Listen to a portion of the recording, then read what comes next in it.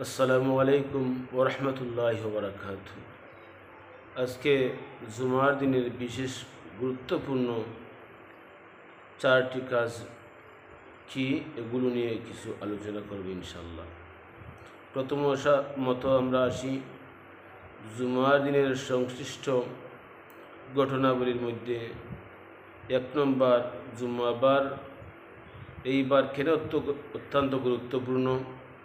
এই বারে হজরত আদম আলাইহিসসালাম, যিনি আমাদের আদি পিতা, হজরত আদম আলাইহিসসালামকে রব্বুল আলামিন এই দিন জুমাবার দিন সৃষ্টি করেছেন।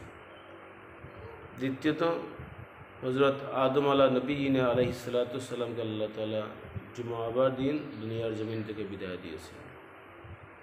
তৃতীয় নম্বর, এই দিন কিয়ামত সংগঠিত হবে। আসমান জমিন এই দিন আল্লাহ তাআলা শেষ করে দিবেন। দুনিয়ার तमाम মখলুকাতকে আল্লাহ তাআলা এই দিন শেষ করিবেন।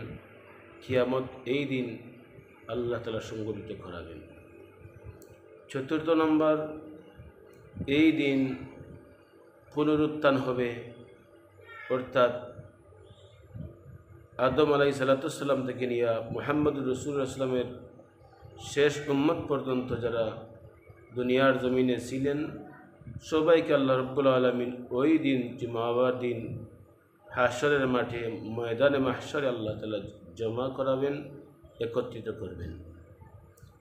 আর এর মধ্যে থেকে অন্যতম একটি গুরুত্বপূর্ণ কাজ হচ্ছে এই দিন বেশি বেশি করে আমরা নবীজি সাল্লাল্লাহু আলাইহি সাল্লামের উপরে দুরূদ শরীফ পাঠ করব। দুরূদ শরীফ বেশি পড়তে, দুরূদ শরীফ বেশি বেশি আমল করতে জুমাবার দিনের প্রতি নির্দেশ করা হয়েছে।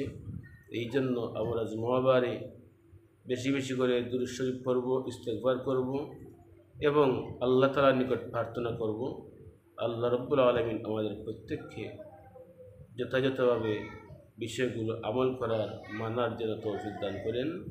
আমিন। আসসালামু আলাইকুম ওয়া রাহমাতুল্লাহি ওয়া বারাকাতুহু।